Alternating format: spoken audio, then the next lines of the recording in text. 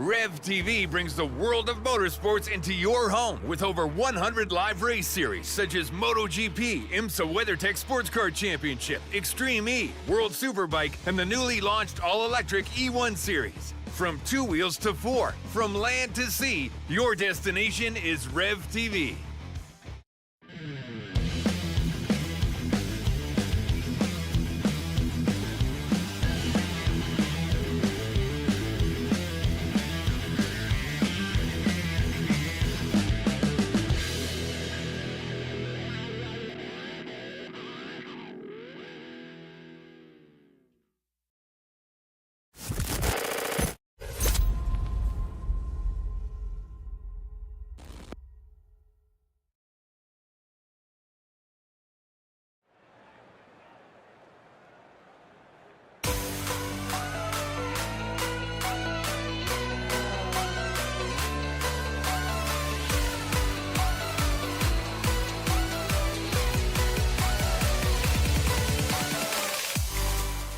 Live from Japan, welcome race fans one and all back to Green Flag TV, where we are gearing up for yet more racing action here on Green Flag TV. Welcome to Fuji, and what a night here today it is going to be. My name is Nolan Rempel alongside Brad Daniels as we get set to bring you all of racing action from start to finish here on Wednesday night.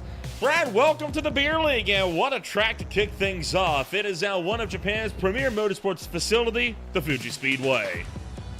It's an honor to be here, Nolan, and I feel like this is a very scenic raceway and an interesting matchup of car versus track here in the foothills of Mount Fuji. Nonetheless, I think, that we should have a lot of great racing, and you could see even some rain. There rained recently here, but, going through the race, we'll see what happens.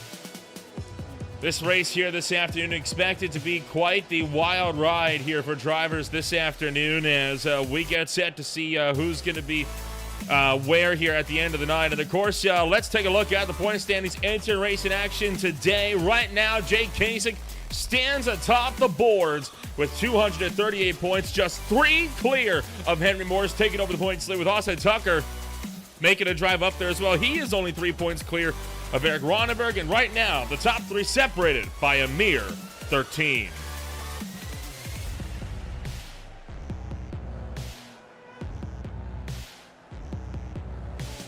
So I tell you what, this race here this afternoon, Brad, it's expected to be quite the wild night as you got your point standings completely locked together, and every single one of them is going to be looking to fight this one out as hard as they possibly can, with the team's championship just around the corner as well. And well, you have to wonder, right, who's going to be on top at the end of this one, because this championship can still go either way. Oh, absolutely. When it comes to either stat, you got the chicken runners right there leading in the beer section, but nonetheless, points all together, it's pretty close for second and third, and in the top spot, Piss Missiles can't really, be caught right now, but nonetheless, here tonight in Fuji, it could prove to be a different story. Anything can really happen, and especially, the Formula Vs are a fun car to drive, but at the same time, here at Mount Fuji, it's just an interesting matchup. It's always an interesting matchup when we go around to the Temple of Speed. A bit ironic, then, that we're running some of the slowest cars on iRacing here on the channel, and yet we're still in for a bit of a fun ride here this afternoon, no doubt, as well. So far, you've had yourself just shy of 2 1/4 kegs of beer consumed just throughout these first 5 races alone, as, well, all of this is going to take us straight into qualifying here tonight as several drivers are making their trips around. We were talking about this beforehand, right? But it did rain just before this session kicked off, and while the track is drying out right now, it's not looking to be that way when this race gets back around into sprint and main event action here tonight.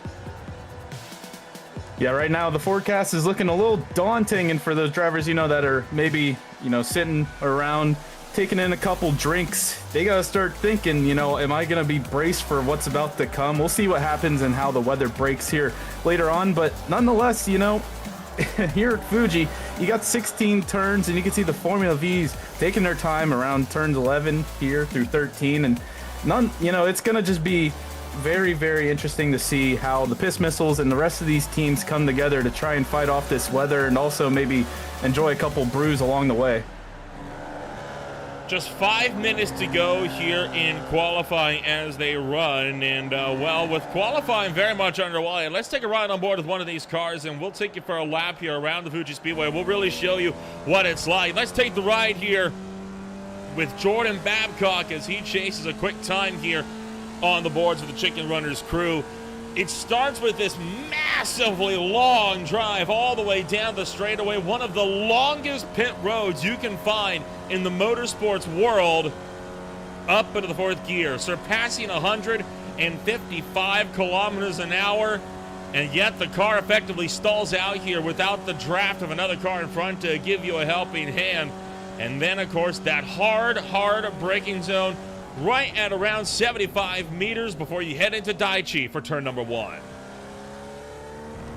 You know, you come out of turn 1, everyone's going to be trying to get any spots they can off the start here, but then you come into turns 2 and 3, coming through Coca-Cola corner now, that slight left-hander, and that sets you all up here for turn 4, the 100R, where it's a long, winding right-hander where, you know, in the Formula V, it might feel like it's an infinity, you know, to get around this corner. But by the time you make it, you can see even, you know, you can mess up a little bit in the middle of the corner. Take it easy, and the patience will be your virtue. As you're coming into turn 6 here in this hairpin, going through 7 and into turn 8, which is a slight right-hander going back into turn 9. And, you know, for these Formula Vs, we can see they're pretty much getting back up to almost the speed they're going to get to on the front stretch here, going about 150 kilometers right now, coming into this hard Dunlop corner at turn 10. And you can see that this tonight is going to be a major milestone, as turn 11 and 12, always somewhere that everyone, I think, whenever you come to Fuji, this is probably one of the most important corners you practice time in and time out.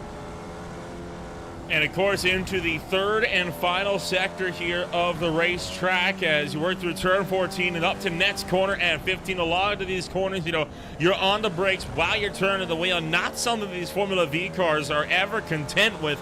And then, of course, you work your way into Panasonic corner. Turn 16, the final corner of the racetrack. Up over the curbs and on to that long front straightaway. Once again, that is a lap around the Fuji Speedway. And all of this takes us to the close of qualifying here with it taking well over 2 minutes to get around here. Drivers are on their final attempts, and some drivers won't even make it back around for another hit. Yeah, lap times being up over 2 minutes right now. Obviously, we got, you know, it takes a little bit for these drivers to make it around. And if you mess up once or twice, you got to wait another 2 minutes to set down another fast lap. And you can see Alex Cofford right now holding that top spot. But everyone else trying to, you know, finish out this lap as they can. The driest that the racetrack is probably going to be here, maybe all night. We'll have to see how the weather plays out. But nonetheless, you know, you see a lot of drivers pushing it, and also at the same time just in the pits getting ready for the, you know, first parts of these races. So the field diving down into these final couple of bends here on the racetrack. Here's a couple coming out of the corner, and one car hops over those anti-extension sausage curbs on the outside of the racetrack. That's going to invalidate the lap there for Ethan Condi. His teammate Sean Nolan got a little bit of a bump there, and I think that might do it. Remember, a 0x is still enough to invalidate your lap here, so bump drafting is not going to be doing Nolan any favors, although I appreciate the attempt on at least trying to help your teammate. This might be the first time I've ever seen a bump draft in a Formula V, especially this is the place to do it. Oh, they're getting a little loose going almost in the one here. And obviously no more time to get another lap in, so it is time to just have some fun.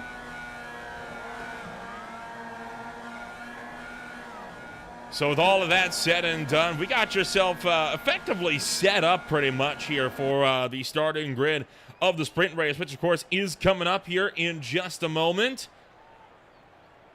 So we are going to gear things up and take a rundown of what that starting grid is going to look like here for main event, for sprint racing action coming on up here in just a few minutes' time. Started on pole position here, it's going to be the likes of Alex Cofford. Who else as the rain starts to tumble back upon the Fuji Speedway? Chris Bright back in second. Row number 2, Austin Tucker with Eric Ronenberg. From there, row 3 holding Justin Hall and Jason Lee. Row number 4, you got yourself with the likes of Alex King and John Combs.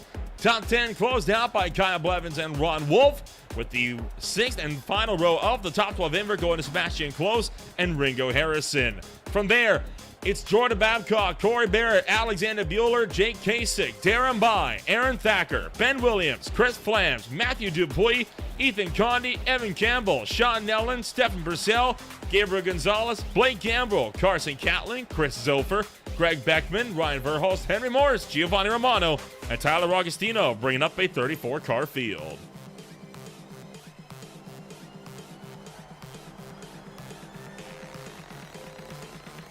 So, Brad, obviously, this race going to be a bit of a wild one here this afternoon. Racing in the wet, always intense, especially, though, when these cars do not have proper rain tires. They have all-weather tires, and that's going to make it quite the challenge. Yeah, we were talking about it pre-race when we were just seeing the radar and all the rain that was supposed to come in. You know, you got to just deal what you got with these tires. And as we see, you know, a lot of these drivers in practice were trying to do what they could with them. And even without it raining, there's a lot of incidents happening. So tonight might just be a wild one here in Fuji. Starting grid is just about all lined up and ready to go. Just waited on Matthew Dupuis, and then we are going to get this show here on the road. But that rain coming down, yeah, a bit of sunlight, but a bit of a rain pocket we're in right now, and that could throw up some wrinkles of its own. We'll talk about the weather a little bit more, though, as the revs here are going to start to build.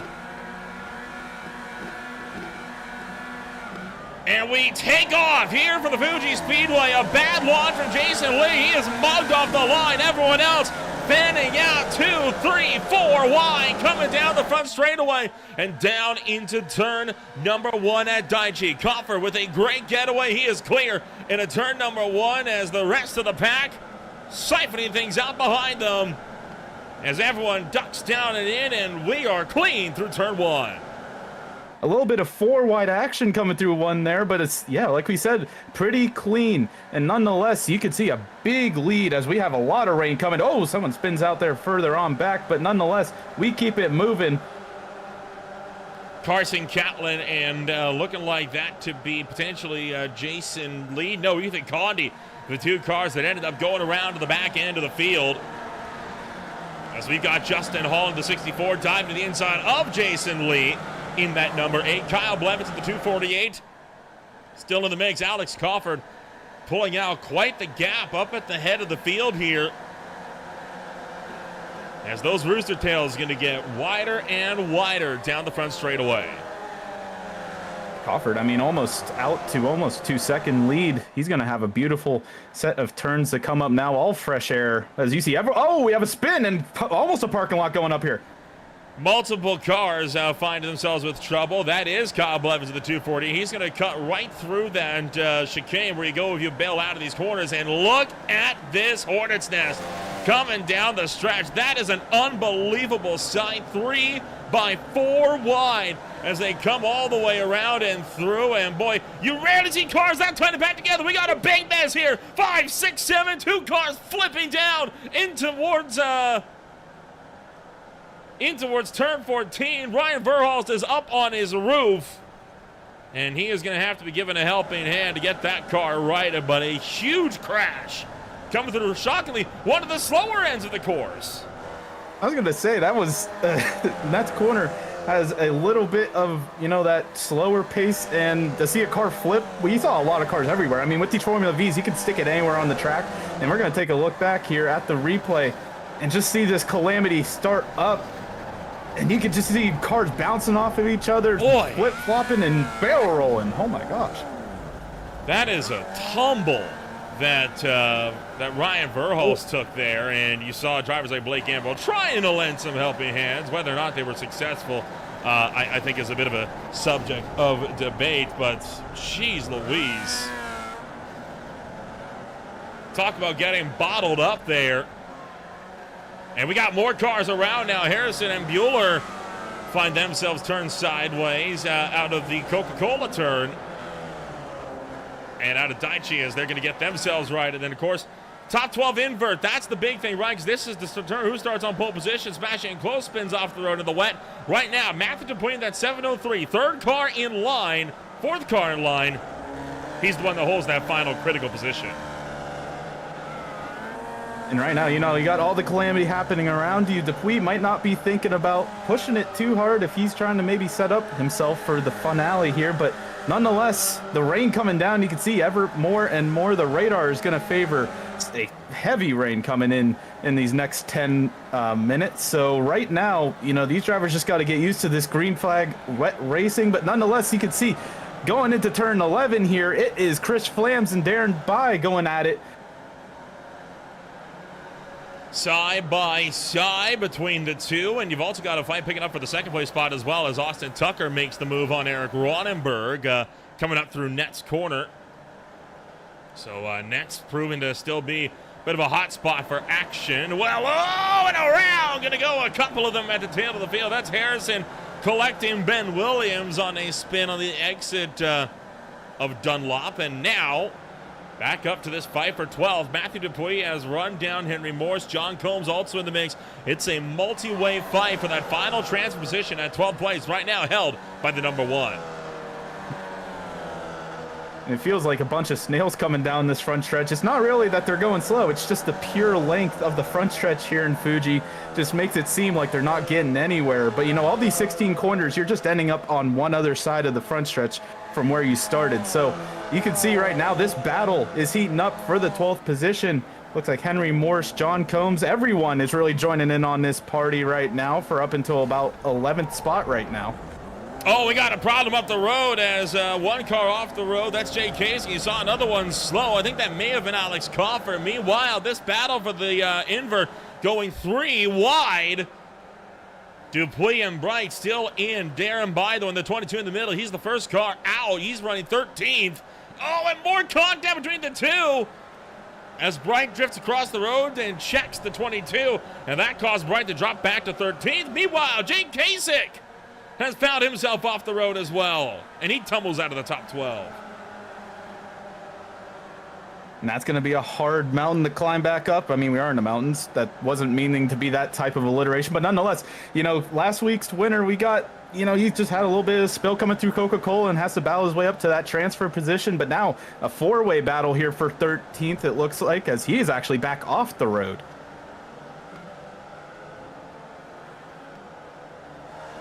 I mean, this is getting a little bit wild here now as we kind of expected Fuji Speedway to get. This is here the mass fight from 6th down to 14th, all in one long line. We're already a good 6 minutes into this race, and we're not even at the end of lap number 3. So keeping tabs on that fight for 12th. John Combs still holding on from Agostino, from Romano. These drivers see who will start this race in pole position. Oh, a bit of contact right behind them is Agostino, muscling Romano out wide. And John Combs gets a little loose coming through turn 13 or 14 there. Now they're coming through turn 16, taking this right-hander on the outside. The 69-99 battling it out for that transfer spot right now. Giovanni Romano's going to have that pole down the back or the front stretch here, but for now, these two are going to remain side by side for pretty much the entirety of the front stretch. And that rain still coming down in earnest here. And I have a feeling here, because this rain is actually intensifying as the day goes along as well. You can see this track getting wetter by the lap. And correct me if I'm wrong here, but it doesn't look like this rain is letting up anytime soon. No, it only just begun. And this is, you know, a pocket that's a little heavier than maybe most of the rest of the rain. Hold on. Oh. Darren Bai caught 2 wheels on the white paint there from the pit exit lane. You cannot catch that white paint in the braking zone. It's an easy way to send you around because that paint becomes like ice.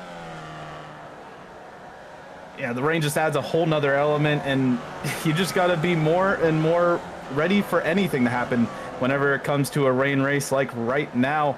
You can see a lot of battling going on here through the Coca-Cola corner turns 3 and now through the wide 100R turns of 4 and 5 that might feel like forever, but for right now, for Darren Bai and Corey Barrett, they're, you know, right behind each other, almost in that transfer spot, trying to lock it out right now. As you see it, maybe a look to the inside. Not going to complete the pass, but oh, it's Aaron Thacker's around.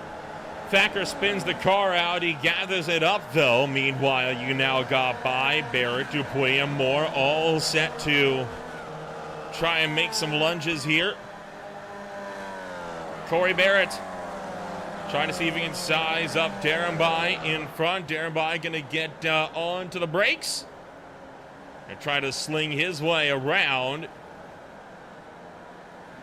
So far, looking good throughout the top 12. Not too many drivers in this main fight here have slipped up as a result of the rain, but there's been plenty of attrition elsewhere throughout the field.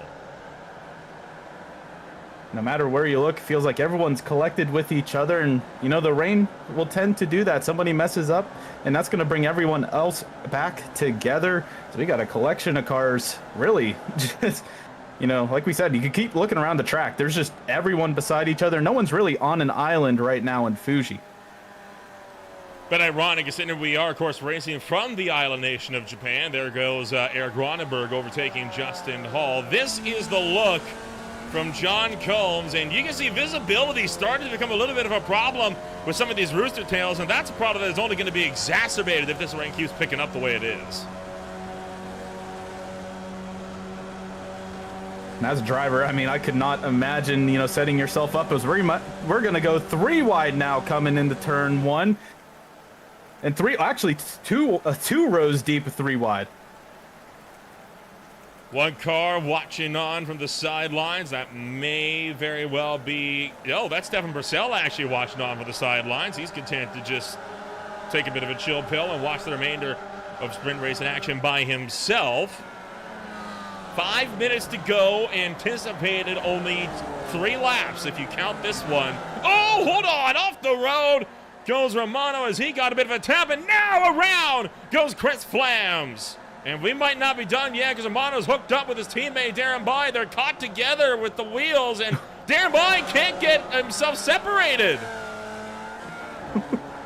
There he goes. He got let off. Going to get sent out into turn 5. Oh, my. Too little, too late, though. Damage is done. Yeah. They're about to become connected twins there for the rest of the sprint race here, but luckily got detached there into turn 5, and maybe one of them can get back to that transfer spot. But we're going to look back up here into the top 10 as right now Corey Barrett looking to the outside of Chris Bright on that left-hand side. Oh, contact right ahead between Agostino and Combs. Combs goes wide going into 11. That's going to lend 3 spots to those around him and maybe a 4th. Yeah, a bit of an issue there, but drivers doing a good job still on trying to see if they can gather this thing up as they now fight their way coming up and around as Kyle Smith trying to involve himself in this fight. Augustino, meanwhile, taking one away from Henry Morse. Morse has slowly but surely clawed his way up to the field. We got 2 laps to go here at the line in this 15-minute sprint race, and the action only continues to escalate. And pretty much, Crawford's actually down pit road now. No surprises He's there. going to give up. Yep, he's going to give up the lead to Justin Hall and the rest, pretty much everyone else right now. Actually, he might have been far enough ahead to where he's actually going to be right side by side with Justin Hall coming into 1 here. Just giving himself the old black flag. I wanted to make sure that he doesn't go ahead and win this sprint race on merit as Eric Ronenberg fading out from behind. 3 wide again. Coming down to the turn number 1. Combs caught in the middle. Dupuis on the inside. Augustino on the outside. And 3 wide they remain on the exit of Daichi now. Still 3 wide coming to the Coca-Cola corner of turn 3. You can see somebody's off to the left right there, but nonetheless, John Combs able to power through and take that spot away, and now Tyler Agostino going to slide into 8th and 9th, and you can see following all the way back to 12th, you got Corey Barrett currently in that transfer spot right behind these set of 4 cars, and not too many people around the 7 right now, so he's holding the firm grip of that 12th place position. So the field continues to pick up their fights here. As 2 minutes to go 1 lap at the start-finish line, this time by. A lot of standing water starting to be accumulated here on the racetrack as a result of this rain, because these cars just do not have the power or the downforce to really push a lot of that water away. Agostino, oh, he collects John Combs and spins him out in the middle of the chicane. Man, oh man, and John Combs, I feel like has been in a lot of incidents here in this sprint race, and that's going to send him outside the top 12, falling outside the top 16 now.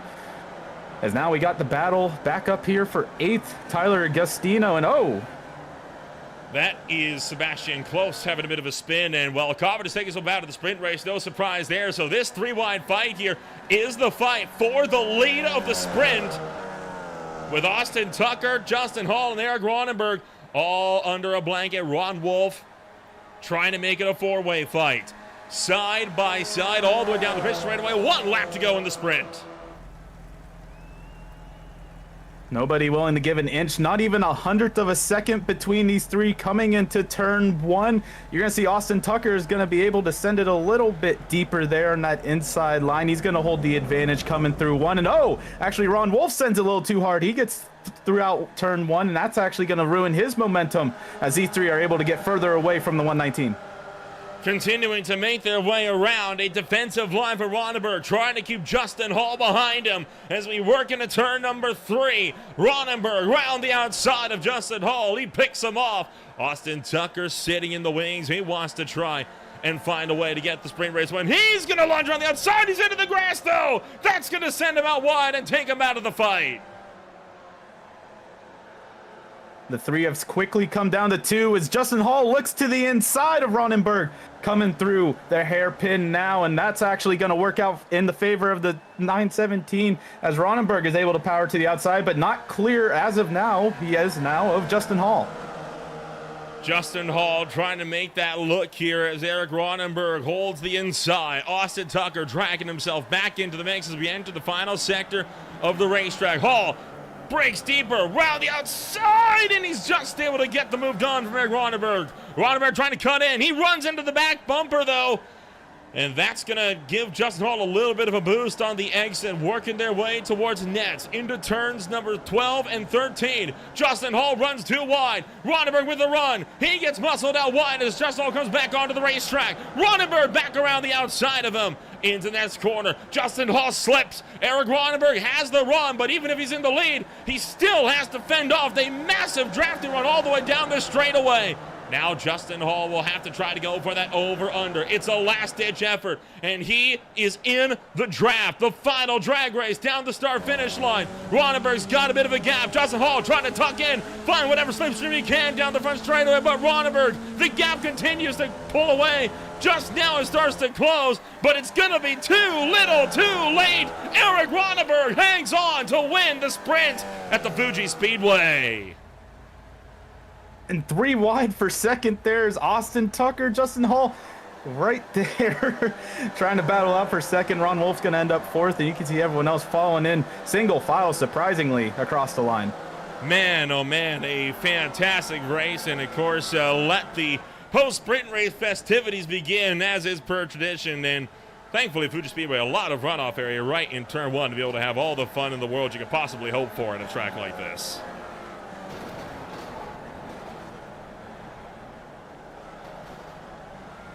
And I feel like there's more violent accidents on lap 1. Oh, never mind. You were saying? Say that. I figured they were going to find a way. They just needed to get the right circumstances to get something working with them. Man, oh man.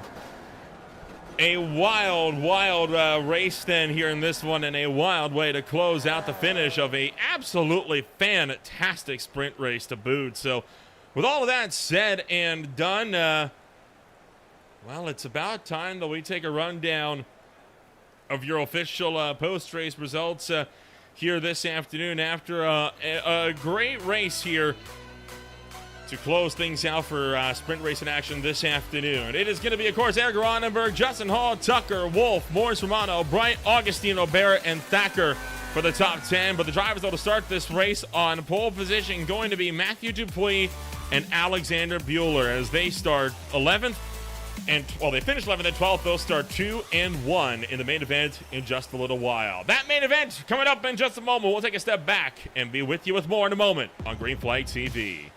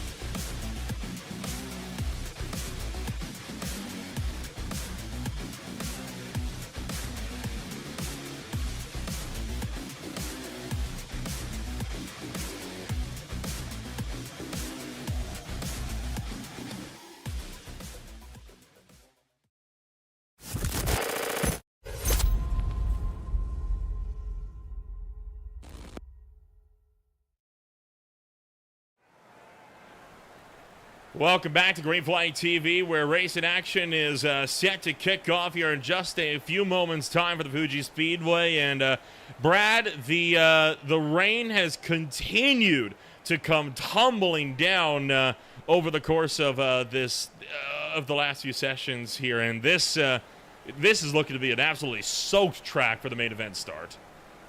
Yeah, I feel bad for the virtual drivers here, as you know they're getting poured on in those Formula V's, but nonetheless, it looks like it's just going to be hit or miss for this next session. I don't really know if we're going to have a full race of rain coming down, but nonetheless, the track is going to be wet, and for all of these drivers, they just have to expect what they saw in the sprint to happen for the entirety of the feature race.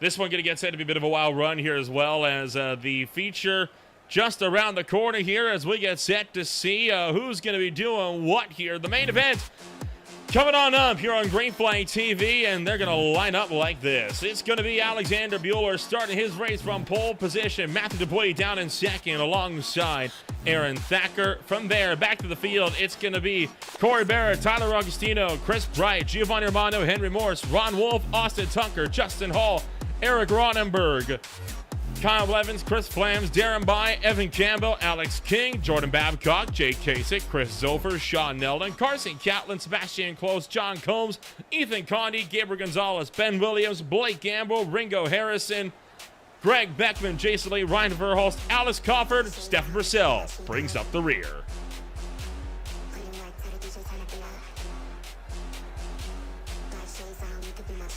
So, Brad, the main event coming on up. Obviously, we made it all the way around into the Dunlop chicane before our first major crash for the sprint race. Do you reckon we make it that far for the main event with all this rain coming down? You know, I would really think that we can get there. I think a lot of these drivers might be used to the rain a little bit at this point, but you know, all of practice and qualifying had this rain as well, so my theory might go out the window on turn 1 as well. But nonetheless, you know, these drivers really got themselves prepped, and I think we'll see just what they can bring to the table with these wet conditions.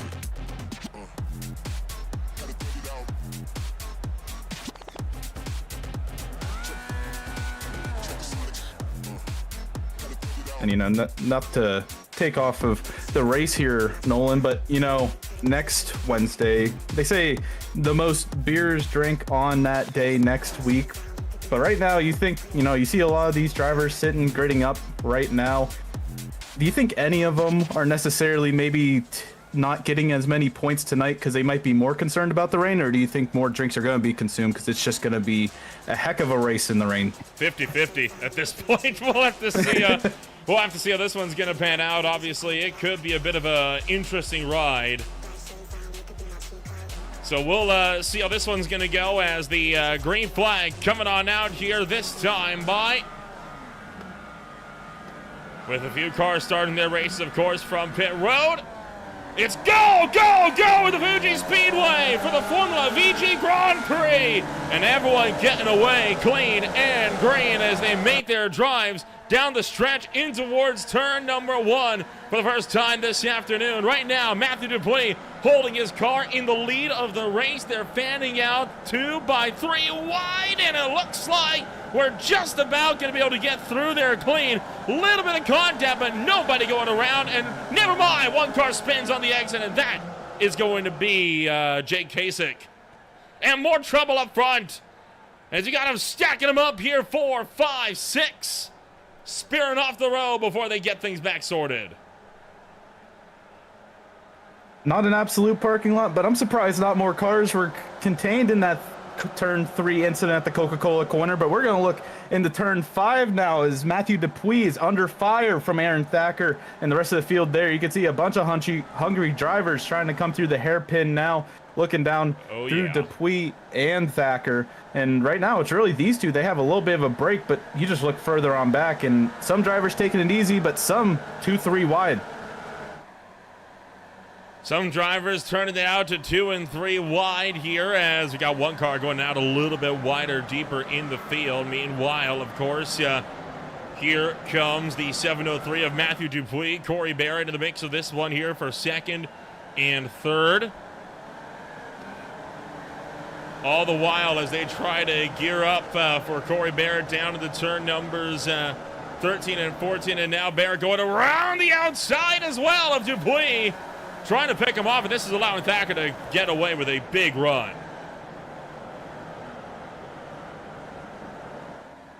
Thacker's loving all this battling going on right now. You can see almost 3 wide for the battle for fourth there. Chris Bright still leading that little group there. But like you said, Corey Barrett, Matthew Dupuis still back-to-back here.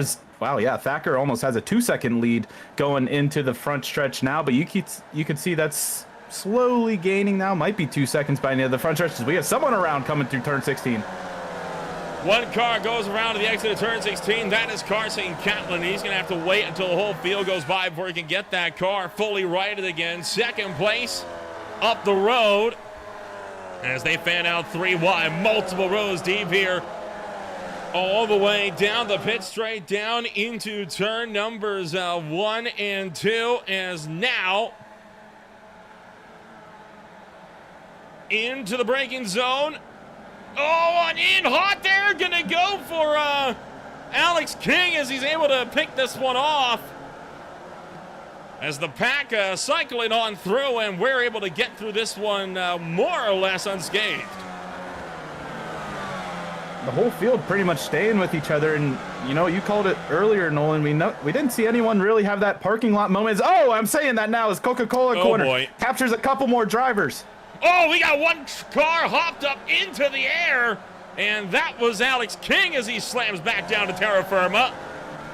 All of this as the main Code 69 window getting set to open here in the next minute and a half, of which we'll have a random chance to get up to 2 in the race. That has thinned the herd out big time up front, but still a good number of drivers trying to make moves. Actually, further on up, I mean, Ron Wolf currently sitting in the lead now, taking Corey Barrett with a half second, and Justin Hall. Really, that top 5 is about 3-4 tenths as we got a little bit of stack up there. Everyone trying to use that inside line going through 10. Oh, a little bit of tire rub there. And a bit of a move there as a couple of cars like Dupuis going around, able to sort themselves out more or less.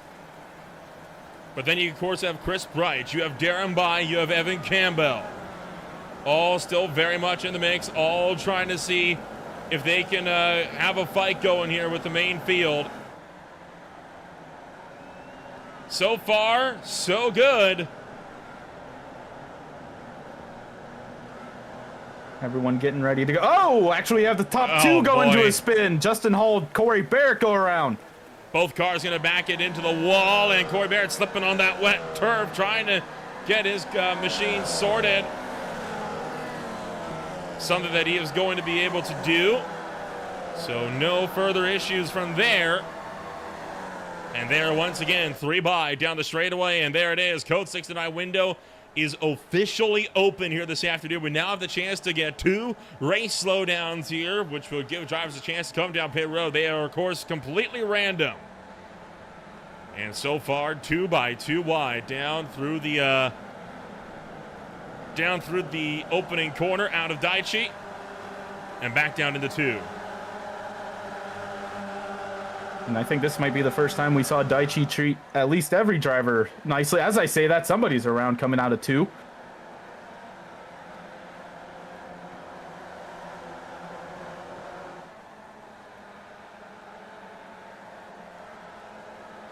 And now we go to that ever-winding turn 5 and 6 where you see a lot of drivers, you know, still side by side on these Formula. Oh!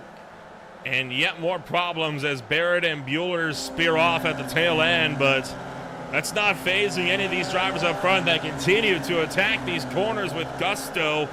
Evan Campbell and Chris Bright almost going side by side. They're going to get this one single file back out, and here comes John Combs trying to have a look for a top 5 as he tries to find the inside of Bright. And right now, that top 5 battle, it is a battle like ever. You can see the 32 diving it in there of John Combs. He's gonna, oh, Templinger 3 wide here going through turn 11. That was a move by Jordan Babcock, and that's gonna give the 5th spot to the 30 and the 32, and everyone else is just gonna have to settle on behind.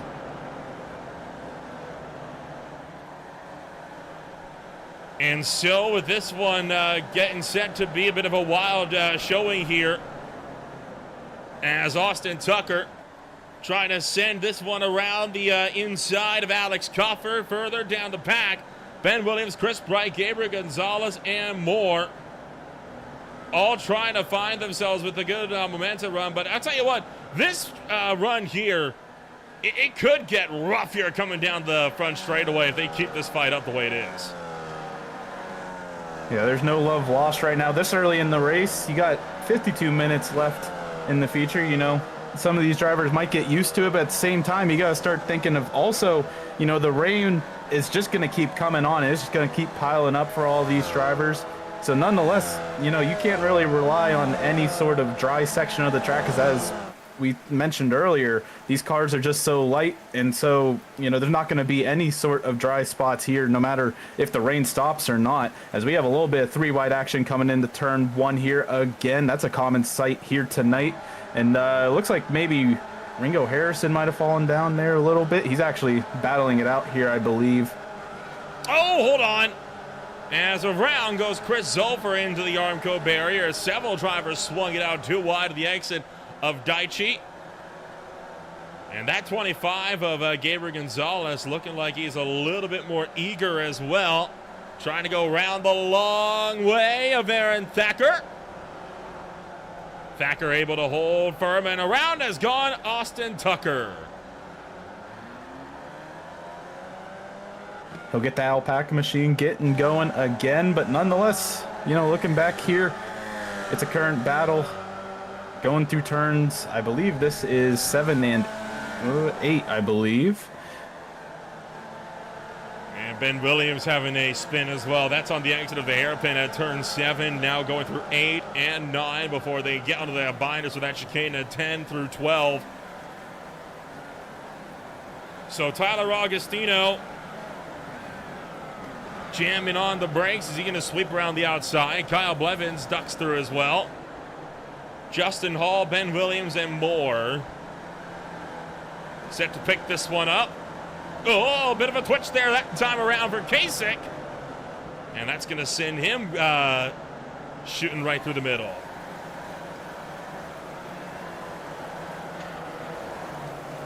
You can see the rain is really coming down now. The track is really dark, and the driver's getting ever more and more wet coming through the front stretch now.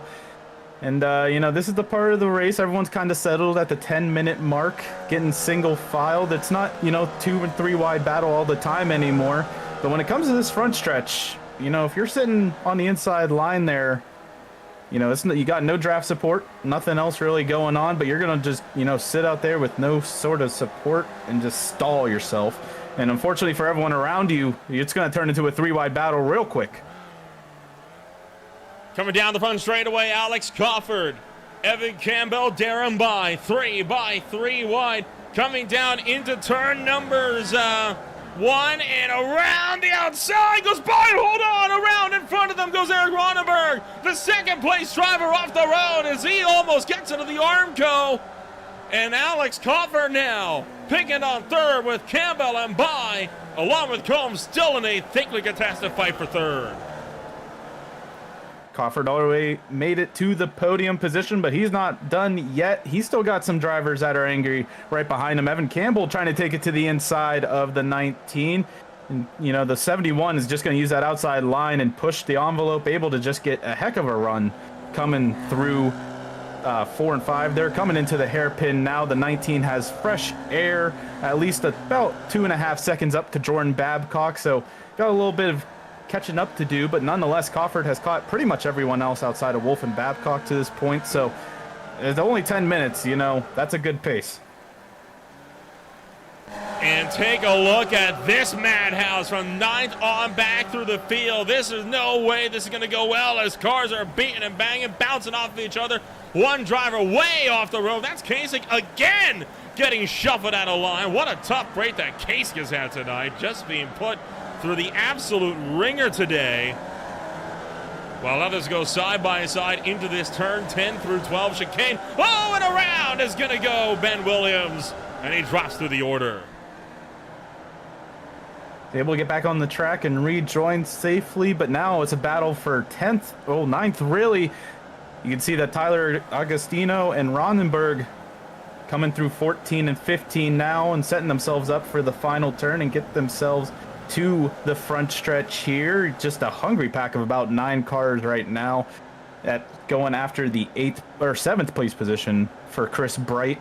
And, you know, if you're Chris Bright, you got nothing really going on in front of you, no type of pull. So all you can really do is just look at the rear view and see what's going on behind you. Oh, somebody hits the apron back there and just bumps right off of it. But that's going to set him outside of the draft.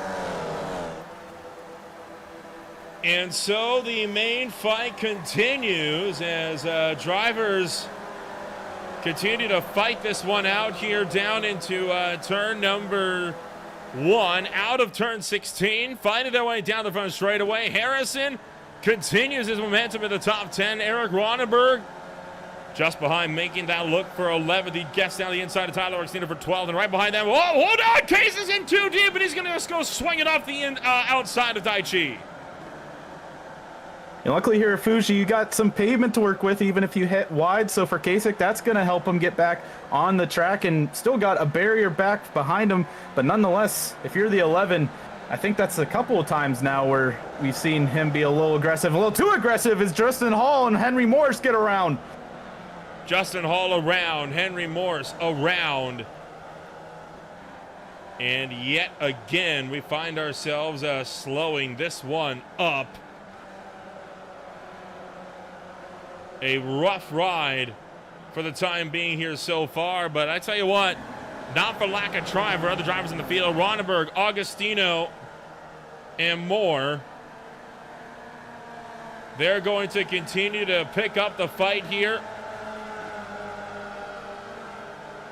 As far as these fights keep going, I mean, they're only going to continue to get more and more aggressive, and critically, Code 69 starting at the end of this lap. That is some important stuff. That, I mean, I feel like that was a great time because the top 3 right now within a second of each other. And here comes the Code 69 that will just shake everything up. Ron Wolf right now with the lead. Jordan Babcock right behind him in second alongside Alex Coffer. Coffer having already made up 30 positions in just the opening 15 minutes, making great time this afternoon. Now the question is, who comes to pit road under this first Code 69? I would willing to bet just about everybody, because these cars, of course, do not have the biggest fuel tanks, and sure enough, here they go. They're all coming in.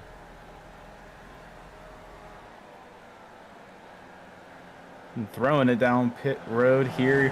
The 119 of Ron Wolf got a mirror full of Cofford, and Cofford's actually going to get into the pits a little better than the 19 here. But all of this being said, everyone bringing down pit road. And you know, when you got a small fuel take, like you said, Nolan, you know, you take anything you can take here. Fuji lose as little time as possible. But right now, it's going to be all up to the 119 and 19. See who's going to have the better pit stop and come out in front. So the fight here going to make their way up and around as Alex Cofford comes out of pit road, and he's going to be in a drag race with Ron Wolf as they make their move happen. And did Cofford beat him out, or did Ron Wolf get him? Oh, that was close, and I think it's going to give it to Wolf.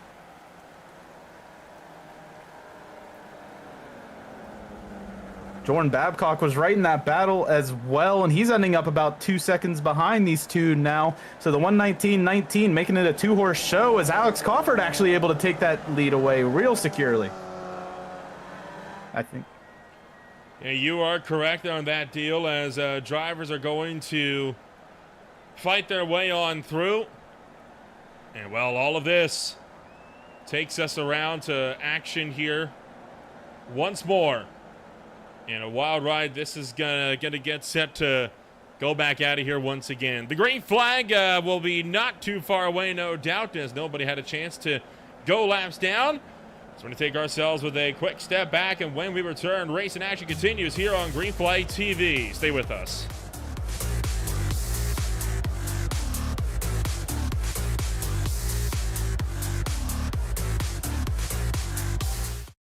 Racing isn't easy, but experiencing it is. iRacing puts you in the driver's seat with the industry's leading sim racing game. Drive on laser scan replicas of the greatest racing circuits from around the world. Go head-to-head against other drivers chosen by skill-based matchmaking to ensure competitive racing at every level. Compete across all your favorite series. In officially licensed cars, engineered to deliver the most accurate driving experience possible.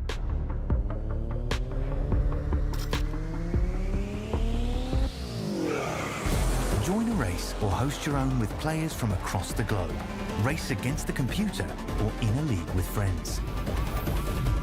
Feel the thrill behind the wheel. Visit iRacing.com.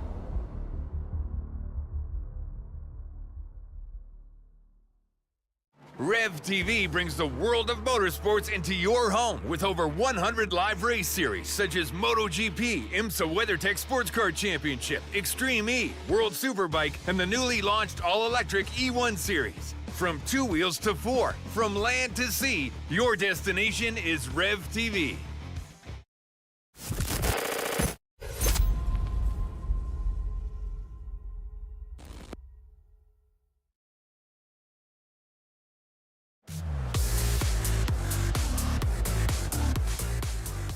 Welcome back to Green Flag TV, where racing action is set to continue once again here at the Fuji Speedway. Now, because this is wet conditions here on the Code 69, we are anticipating this to be a single file restart here, Brad, unlike the traditional 2-wide starts that we see here. And what this Code 69 is doing most critically here, this has caused these guys to be so slow that they're not able to push any of the water off of the racing line. So this track continues to get wetter and wetter with the rain continuing to hammer down.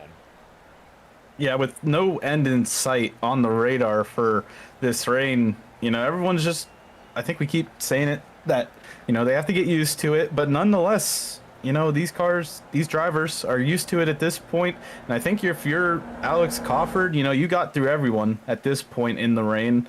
And, you know, if you're Ron Wolf, Jordan Babcock, anyone there looking behind, try to get some sort of pace down, some consistency, and try to battle in 19. And, you know, hopefully we can maybe not see a sprinkle every so often.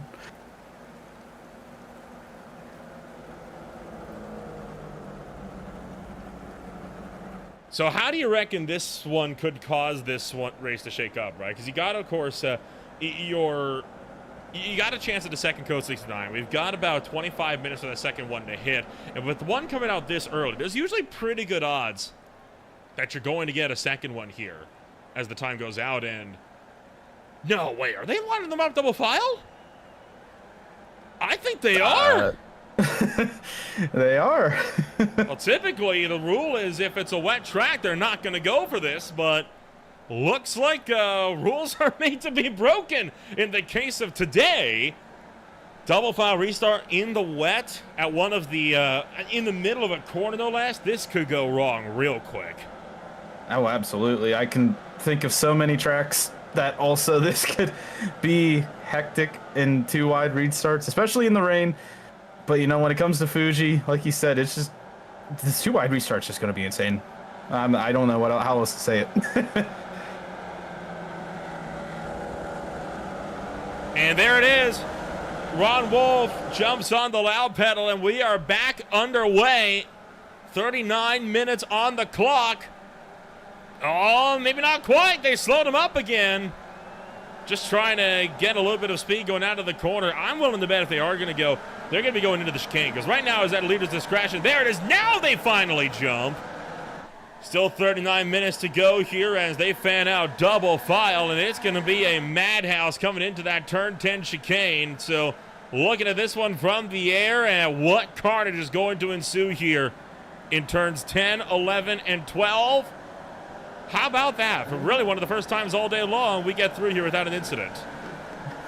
Especially considering pretty much everyone was 2-wide going through the chicane. Oh, very far in the back. It looks like maybe the incident we were looking for happened, but still, yeah, relatively clean for everyone on that restart. But as we say that, single file up through the top 10 or so as we have a battle further on back here. That is Chris Bright, Tyler Agostino going at it for the 13th position, just trading the positions, and Giovanni Romano, also Ronenberg, battling it out here, coming through turn 16, and now everyone getting set back up for that front stretch.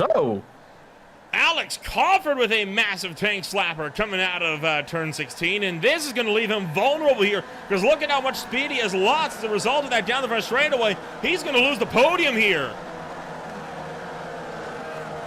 And then some. I mean, look at that. Here comes Evan Campbell, Darren Bai, and everyone else. They're 4 wide behind these guys. And boy. Ooh, this is going to be interesting turn 1. It'll be an interesting turn 1 indeed. They get it back down to 2 rows. They made the 4 wide work. And now fanning it out. Coming down the straightaway, a big launch to the inside, too hard. He's going to take out a few of them. And all of a sudden, it falls apart for everybody in the pack as we got multiple cars starting to go around. They're able to pick it up, and you could tell something in that pack was going to give, but it ended up being from a car lunging in way too hot. I feel like my anxiety was building, and that was just exactly what we were looking for there.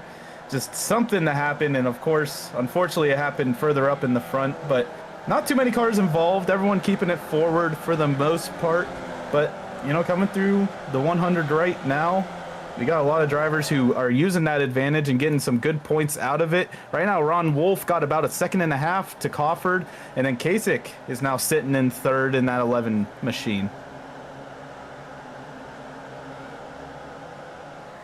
So the fight's going to continue to escalate here as time. And this pack continuing to be a bit of an aggressive dogfight here as drivers try to get themselves sorted. Oh, and there we go. Another incident as well. Wolf gets taken out by the 25. Gabriel Gonzalez being spun around. Giovanni Romano dropping towards the tail of the field, and now even more problems as Tucker now is sent the other way. He's able to quickly rebound it and keep it forward for the most part, but that's a lot of positions lost through turns 10, 11, and 12, and everyone's sending it back up here, 14 and 15. And you can see it's a little stringent up to the podium positions, but right now the battle's on for 4th as Campbell and Morse taking on the battle for 4th with a bunch of other drivers right now. It looks like Gonzalez and Bai are taking it on. Oh, it gets a little wheel hop there. Coming down the front stretch, pretty much everyone following suit.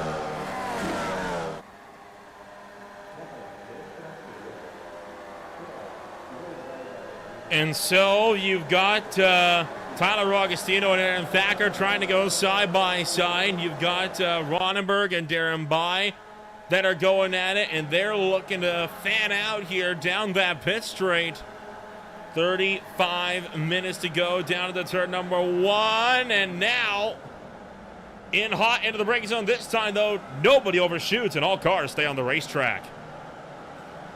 Oh, as you say that, that's Kasich going around. He's going to fall down the scoring table. That's what, the 4th time that car is spun out of turn 1? I was going to say, can't catch a break in Fuji. Man, oh man, that gives a spot to everyone that, you know, we saw in that battle for 4th.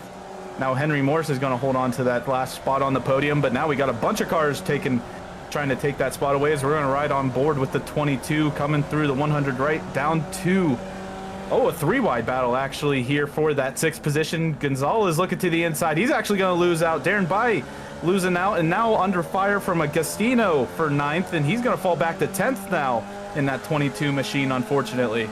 Boy, these onboards really do a good job of showing just how wet that track actually is, right? Look at all the sheen from all that standing water that is situated on the racetrack, especially here right at the bottom of this hill at turn 10. This is what makes this hairpin chicane section such a treacherous spot to be in, and Darren Bai can really do nothing but try to hold on as a passenger. Right there, he slips on a puddle. And don't look now, but the radar seems like these drivers haven't seen the worst of it, as there is a huge blob of some red coming into the area. We're going to ride along with Agostino here, coming through 14 in 15 now, setting his way up for 16th. You can just see the cluster of cars. This is probably the most he's been able to see of his competitors in front of him from all of that waterworks shooting up onto his visors. There's no type of windshield really for the driver to really keep that water away from him in these Formula Vs, and that's going to be where we go down the front stretch here, and he's going to just turn into a mist screen going down the front stretch, especially if he stays right behind 816 of Thacker. At this point, it really is not about who's got the best race line. It's about who's bravest to try and put the pedal down the most on the racetrack. And oh boy, you can tell this probably won't end well. 4 wide again down the front as they all try to fan out and make runs here down into turn number 1. 4 wide on the brakes. Can they all hold it together? One car goes off the road and then the car gets hit. They're just able to pull it underneath them. I also think Crawford's around further up here. Yeah, there he is coming in the frame now. He's going to fall down the standings as well. And we got more cars stacking up in the back of the field. Oh, and heads up as into the air goes Jordan Babcock.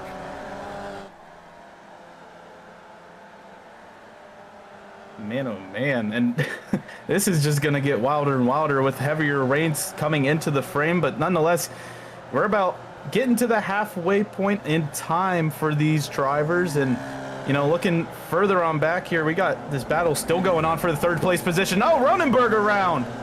Just got hit there by Gonzalez as he lunged it in way too hot into that corner. And now Gonzalez trying to go around with Agostino, Blevins, Campbell, and Moore all packed up in one big line here. It is chaos. It is carnage here at the Fuji Speedway as drivers send her in hot. Oh, and now Gonzalez hopped up into the air, and he's going to collect there and by, and they both go dropping through the field. I feel like it's going to be the last one standing here in Fuji, unless you're Henry Morse or Ron Wolf. I mean, those two are so far ahead of all this happening back here that they basically just have to run their own race for the time being. But once you get further on back here, like with Campbell and Bueller, it's just a heavyweight fight for all these drivers, wheel hopping each other. And, you know, the elbows are out, it seems like. And, you know, sometimes when it comes to Fuji, you have a lot of tight racing, but in these Formula Vs, it can get even tighter, especially with the rain, you know, not giving you any sort of, you know, remorse or really caring for your safety. You know, these drivers can't really see anything in the first place. The rain's going to make it a lot harder to drive, see, pretty much do anything in these Formula Vs. So as we're driving it down the front stretch yet again, another 3 wide battle. Hold on. Oh boy, that almost got dicey there as Justin Hall rode over the axle of Alex Crawford, and I thought for sure that car was going around. Everyone keeping it sane for now, but that doesn't mean anything as we're coming into turn 1 right now. It's 2 by 2, and a little bit of a push to the back end of Campbell. He's going to get around. He's going to collect, I believe that's Ronenberg, or Campbell. That's Campbell and Tucker together. Campbell and Tucker both going around to the back end of the field. They're not the only ones. Alexander Bueller just getting himself reorganized at the head as well. I want to point out that every car that spins out from here, they're gradually congregating more and more in a second pack that's starting to form from a lot of them. I mean, it's, you know, just how it seems like it's going. If you end up wrecking in turn 1 and 2 at this front pack, you just join in on this second pack and try to catch the first pack, which, you know, eventually at a certain point, this first pack's just going to turn into the main pack after everyone, you know, has taken a lunge down the inside. Oh, the 64 is around, or that's Justin Hall. Yes, 64 of Justin Hall's around. He's able to keep it straight, and he's going to fall all the way back to 15th here after battling, I believe, up in 6th. So another tumble down the timing table here. Ron Wolf still your leader, about 2.5 seconds over Henry Morse, and about another 5 seconds further on back to Agostino and Thacker in your 4th place position as we go through turn 10 now. Coming around through turn 10 here as Romano and Purcell up front started to have a moment here. I tell you what, a few drivers that are not complaining about these are the race leaders, right? Ron Wolf, Henry Morse, Tyler Agostino. I mean, they've just been driving away with it scot-free out of the melee. I'm sure they're not complaining about seeing all this carnage taking place behind them. Yeah, I think one of the few people that haven't been, thrown one way or the other in the last about 10 minutes here of the race. But nonetheless, those top three keeping it consistent. Nonetheless, he's still in the wet conditions. It's still hard to drive these Formula Vs compared to maybe when you practiced this earlier. But right now, those top three driving away with it, as Thacker further on back, and everyone else just trying to battle it out and not wreck each other potentially here coming through the front stretch. We're going to look right now here at the 69, I believe that is. Make that the 99, Giovanni Romano. He's got Gonzalez right behind him. A couple cars go around to the exit of Panasonic Bend, but it's eyes on the battle for the for ninth place here. Chris Bright is in the mix of this. And, oh boy, in hot goes Brazil, and straight out the other side. Not collecting anyone. You can usually tell right away when somebody's overshot that braking point just a little bit too much in the wet. Yeah, they creep in the frame a little bit, and then it just seems like they go a little faster and faster through the frame and right through turn one.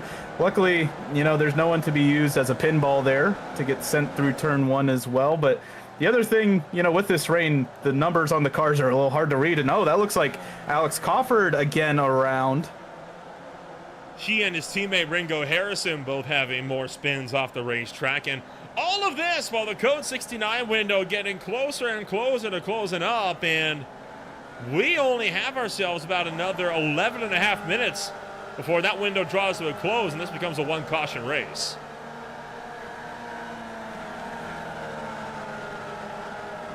I mean, I don't think anyone's really worried about anything right now. It just seems like everyone's just trying to take any position they can get. And right now, with the 19 going through turns 10 here, Alex Coffer, Darren Bai is next on the chopping block. And you got a little bit of a gap actually in front of Gabriel Gonzalez there to Romano as they're side by side for 10th right now, and that is Coffer easily taking that 10th spot away from Bai, and that's going to give Chris Bright a potential look. And as I say that, he actually closes the door, so that is eliminated immediately, but they're still going to remain in the single file line here. Coming through 15. Oh, it looks like Chris Bright hits the bump a little bit there. He's going to lose a spot to Justin Hall. Potentially, he's looking to the outside. Coming through turn 16.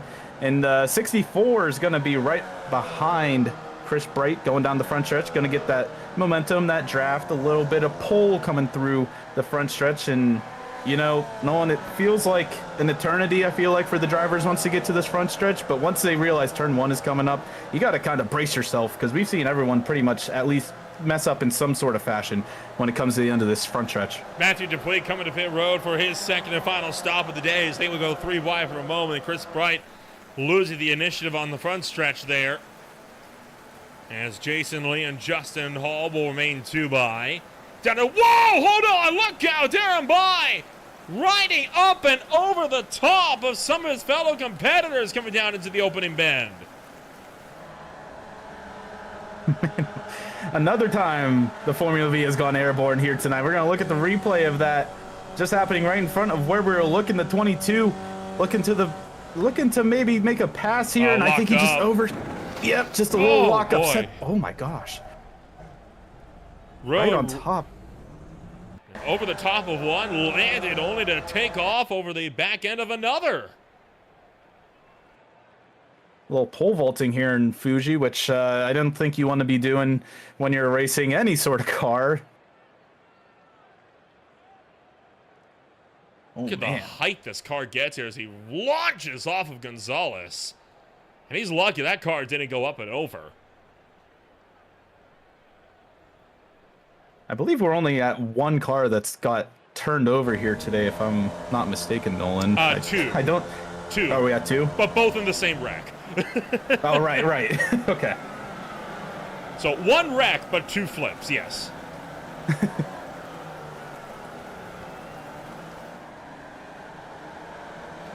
Well, now we're going to send it back up here.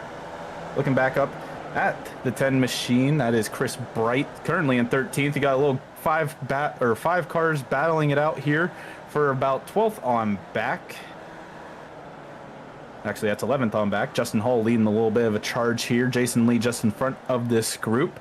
But nonetheless, you could see maybe John Combs trying to make a move of some sort around Justin Hall. But here comes that front stretch where he can get a pull. Oh, actually, yeah, here comes that front stretch where you can get the pull. And, you know, actually, he goes around. A couple of cars around, in fact. Gonzalez slammed into the tires, and also spinning out was Justin Hall. So they're both going to lose time down the pit straight. Here comes Chris Bright looking to come down into pit road for his final stop of the day. Less than 10 minutes here before the Code 69 window drives to close. And I want to bring attention to something here, Brad, because right now, this battle for the race lead, it's closing up. You can see right there, I mean, Morse is ever so slightly knocking into this lead. I mean, 7/10 on 2 laps ago is a huge chunk. And considering he's about to break that second threshold onto Wolf, he's about to be there in about a lap or two, given the current pace. But, you know, when it takes 2 laps to get closer to, you know, the win potentially, you got to think about that Code 69 where, you know, we got 10 minutes here. That's about 4 or 5 laps. And in that time frame, these two are just going to be duking it out, it seems like, right until that. The rain is the great equalizer, and boy, it has been a thorn in the side for series giants like Alex Coffin and Giovanni Romano tonight, who have just not been able to make those huge runs to the field that we have seen them do in the past. Ron Wolf, of course, comes into today. He has won races before in the beer league, but it is not a big number. In fact, he has only won twice. He is looking for only his 3rd beer league win in his career. Meanwhile, Henry Morse coming into this one, he is seeking win number 6 of his career. So quite a few of these drivers, you know, they're hunting for some pretty significant runs here. And in fact, the last win that Ron Wolf took in the beer league comes all the way back from January 7th of this year, where he started that race on pole. It has been a long drought for Wolf since he's been to victory lane. And it might take, you know, when you come to Fuji, and especially with these circumstances, you can see anything can really happen, as we have Henry Morse right up to the back bumper of Wolf now. These two side by side coming across the start finish line. Morse is going to have that nose going into turn 1, the inside line. Wolf is going to try and maybe make it work on the outside, as he is still there on the outside. Coming through turn 1 now. Morse is able to power it on through and dive it in there. Able to take a firm grasp of that first place position and able to now maybe drive away from the 119, as he's been putting on some very fast laps compared to really everyone in this field, and especially Ron Wolf. Well, critically, though, Wolf now has the draft, so we can try and use that on Henry Morse, even through some of these higher speed corners, right, where you can use that to try and close in just a little bit. You saw Henry Morse get a little hung up on the curbing there. It didn't cost him too much time, but it does let Wolf keep within 0.4 of a second. So they're going to make their way all the way around through 100R and diving back into the hairpin. And Wolf still not able to make that lunge on Morse. And all of this, you know, still 10 seconds ahead of the rest of the field. These two have just been blazing through these laps. And, you know, it's been Morse trying to run away from Wolf, but now, or it's been Wolf trying to run away from Morse, but now since Morse has got that lead, and like you said, Nolan, that draft, this is the first time I believe Morse has not been in the lead since about 10 or 15 minutes ago. When more calamity was going on, and they definitely didn't have this 10-second buffer to work with. So these two can pretty much do whatever they want. But, you know, if you're Morse, you got to start thinking, you know, about the Code 69, about, you know, different strategies, and potentially just trying to keep that 119 behind you and not cause any type of wreck that might bring anyone else into this fight. Because if you want to try and keep this into a two-person tango, you know, you got to keep it clean, and it's been pretty hard to do that in the rain in Fuji so far. Well, they have a 10-second deficit back to Kyle Blevins that they can work with, so it's not like they're completely stuck here.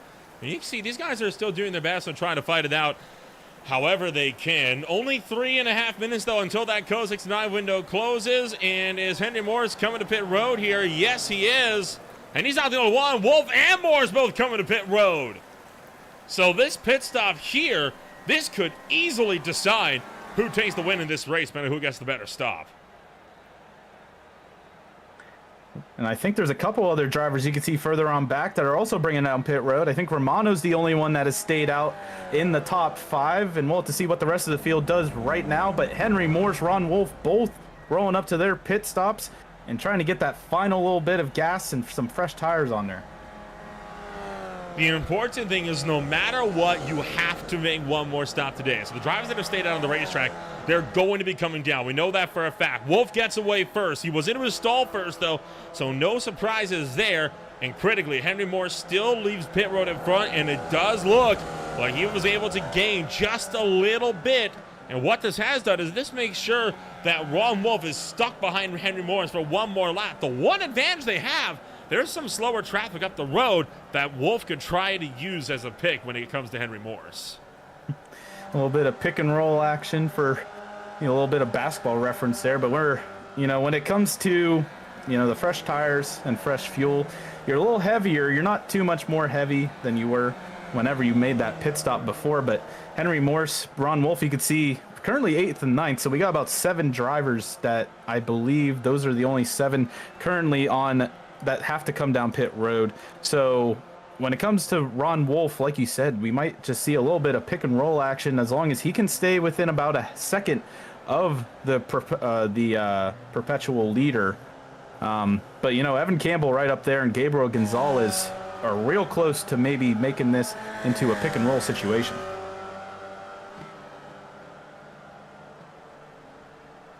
John Combs and Eric Ronenberg now are going to go side by side and nearly running each other over. This is right now for 3rd place overall, but keep in mind, they are among the top 7 of which who have not come down to pit road yet under this green flag run. 16 minutes to go. In 60 seconds, the Code 69 window will close.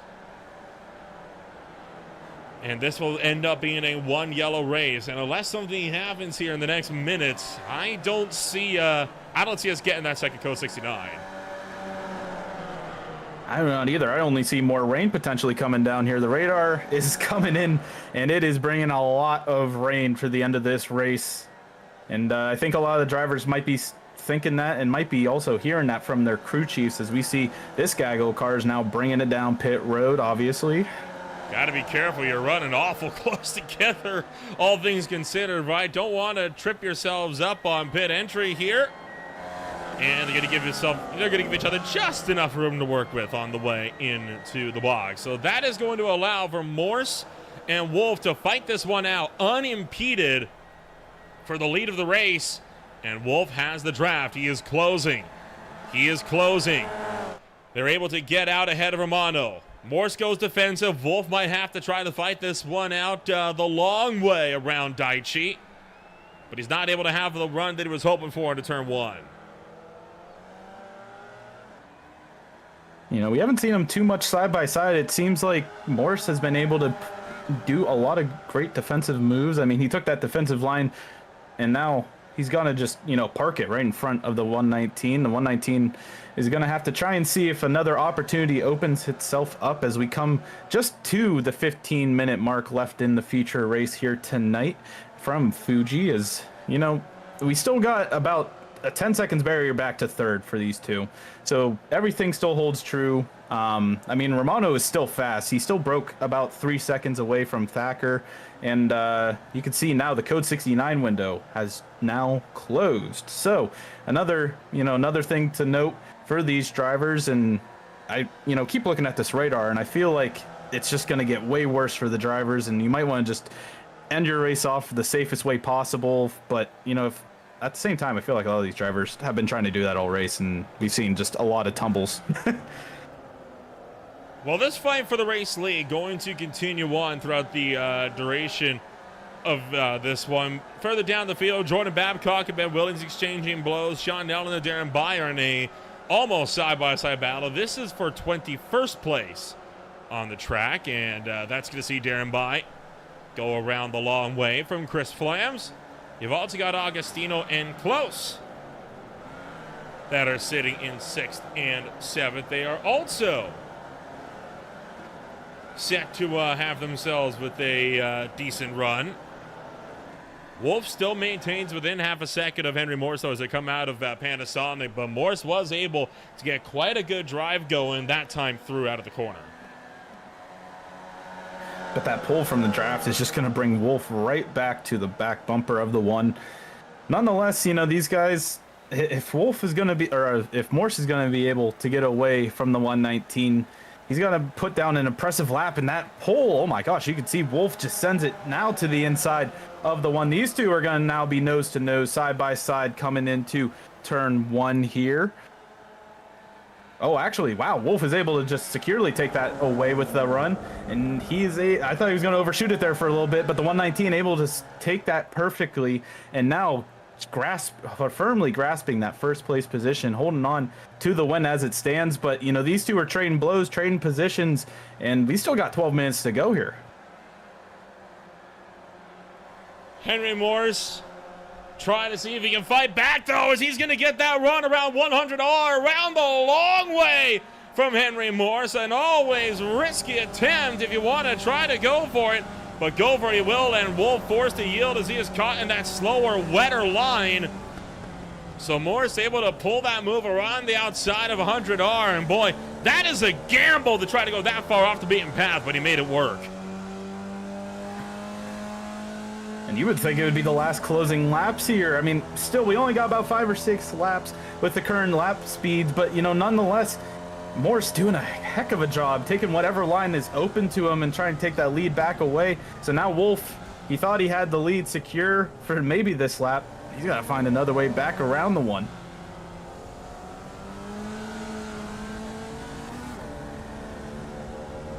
So Ron Wolf going to continue to try and make some lunges here as we continue to fight this one out, as Wolf will remain so far within the bounds here of that drafty run. We've also got this fight here for 6. Continue to pick up as Close has run down Jason Lee and Tyler Augustino and is looking set to try and join this fight. But while that's going on, Ron Wolf once again trying to tuck in with that draft all the way down the pit straight with 10 minutes to go.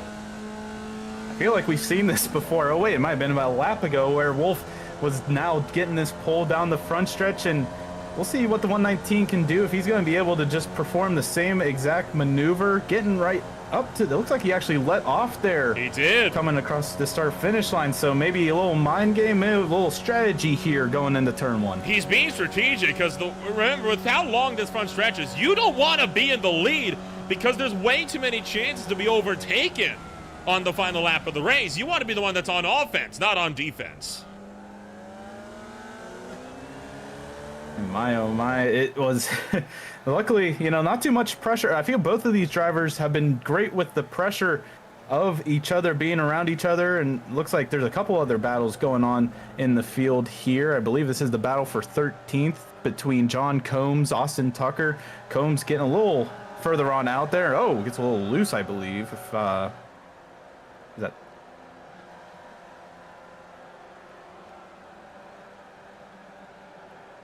So Kyle Blevins and Aaron Thacker just had a fight settle out between the two of them, and for 16th, almost 3 wide with Gonzalez, with Babcock and Campbell for 16th, 17th, and 18th, as Jordan Babcock drives around the outside of Gonzalez. And Evan Campbell seeking to make this move happen. 9 minutes to go.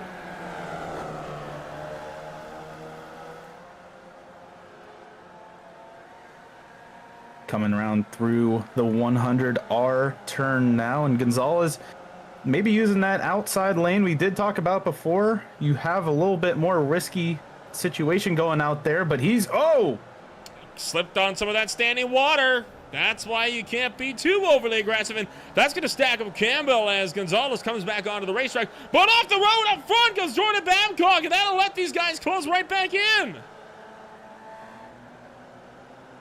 That wasn't really a domino effect. That just felt like a lot of missed opportunity, just miscues there from each driver involved, and you know that keeps that battle going. We're gonna look back up at the front here yet again. Ron Wolf just sitting there in the trenches right now, right behind Henry Morse, coming across the start-finish line again. And you know, like you said, Nolan, earlier, I mean, trying to stay on the defense is one thing, but also, oh, he's actually gonna try it again now. This time he goes for the lunge down the inside of turn number 1, and Henry Morris lifted off a little bit to let him complete the pass, because that allows him now to be the one fully on offense, but he slips a little bit on the entry. That does let him get a good over-under here. Look out as Wolf gets hung up on the curb, and just like that, Henry Morris takes the lead straight away.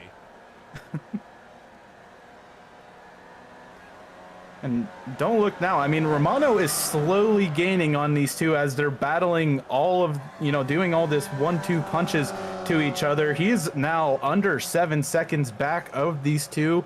So the 99 trying to maybe get a little bit into this fight, trying to make it a three driver battle, but it might be a little too late for the 99. But right now, all eyes are still on these top two. I mean, Ron Wolf is staying back on that bumper of Henry Morse, and if you're either of these drivers, you're just setting yourself up for the front stretch on the last lap at this point. You're not really worried about where you are right now. You're trying to make sure you can get in the right spot at the right time.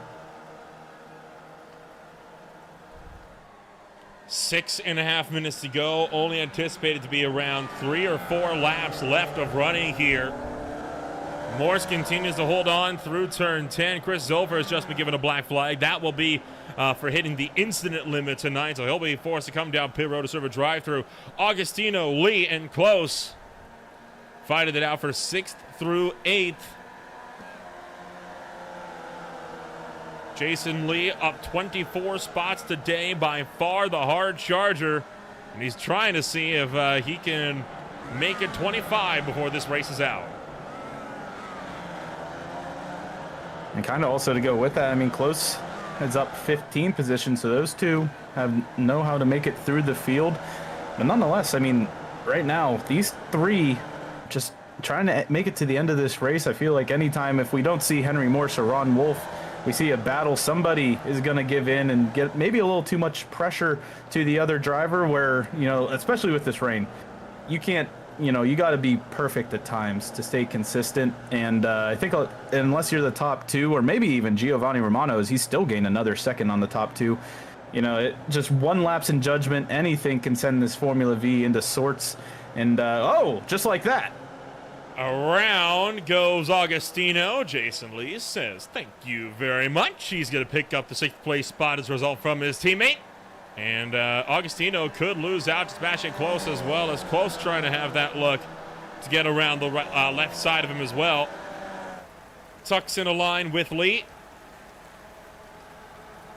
as they fight their way down the front straightaway here into turn number 1, this time by hard on the brakes.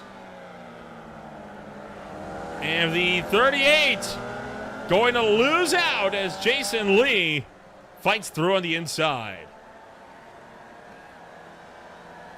Potentially going through the Coca-Cola corner. Now we're 3 wide. Oh, it looks like actually Jason Agostino's able to pull through now. He's able to make it a 2-for-1 special coming through the Coca-Cola corner. Now coming down to 100R on turns 5 and 6.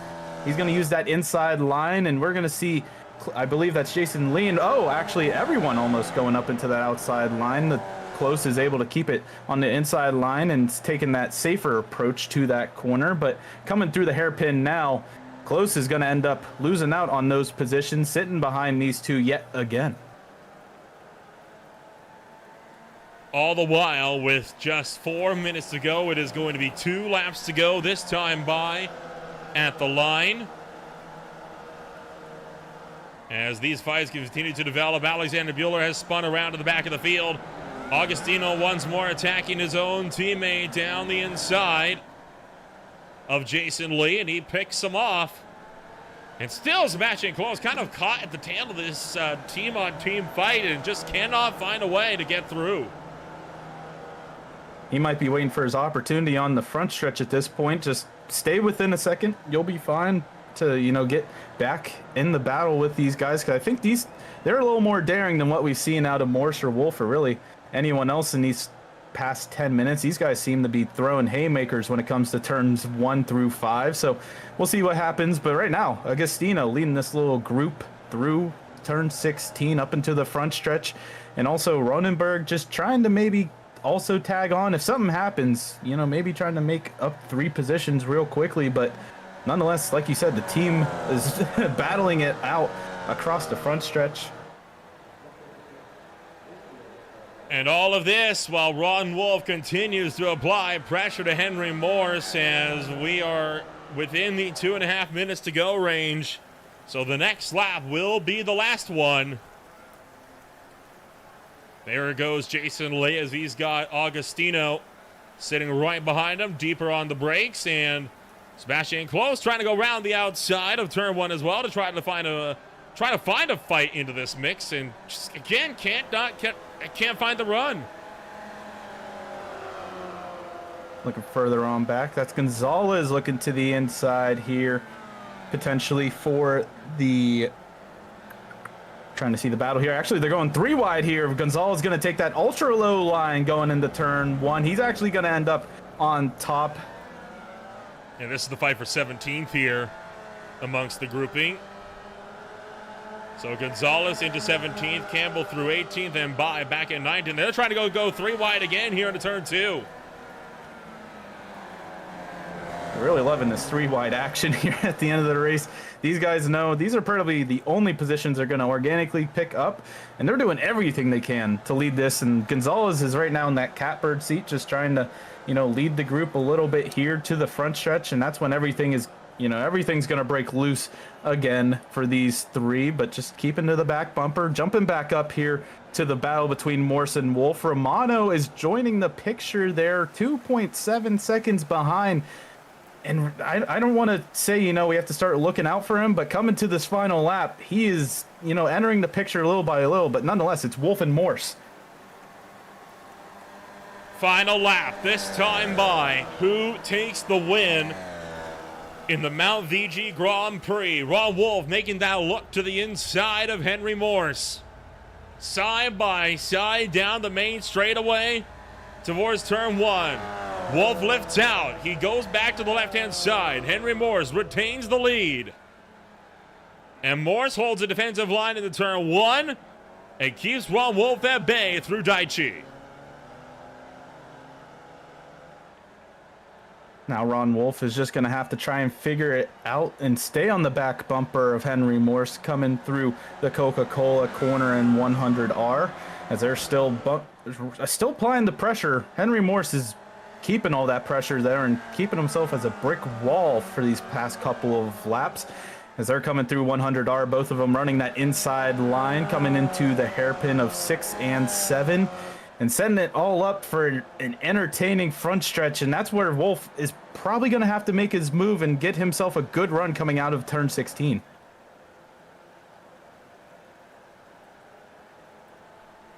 So they go from 100R to 300R. Dunlop corner just up the road, and Ron Wolf falling back to 0.6 of a second, and this fight may very well be over. Morse might have had just that little bit more oomph in the tank right when it counted on the final lap, but Wolf trying his best to try and reel in the gap, and holy cow, a much better run through Dunlop as Wolf closes to 4.5 of a second. And this fight might not be as over as we think it is. So Morse continues to hold on and nearly gets into the anti-extension curves on the left-hand side of the track. Ron Wolf still trying to fight this one out. Giovanni Romano now within 0.8 of a second of Ron Wolf here. And Henry Morse coming through a Panasonic bend. Stefan Brissell watching on from the sidelines. And now the final drag race off the final corner, but Ron Wolf, I think, too far back. Henry Morse out in front, trying his best to close in. 0.4 of a second, and he's not going to be able to do it. Henry Morse coming home, and he'll hang on to win in Fuji. By 0.07 of a second at that. Oh my, Romano also got there within a second. That was a heck of a end of the race, a 3-car tandem there to get into the podium position, but we're going to look further on back to all this other battling going on here. The teammates, Agostino and Lee, going side by side. It is a drag race between them as they come down to it, looking to see who takes one away. Agostino's with the nose in front, but Jason Lee is closing as well. And Agostino just barely gets there in front by 0.000 between the two. And a heads-up battle for 6th. Here's Justin Hall. Just able to secure from John, just able to fall back behind John Combs. 1 car spins off the final corner in the final fight for 16th. Gonzalez tucks in line. He will not be able to get the look that he needs on Campbell.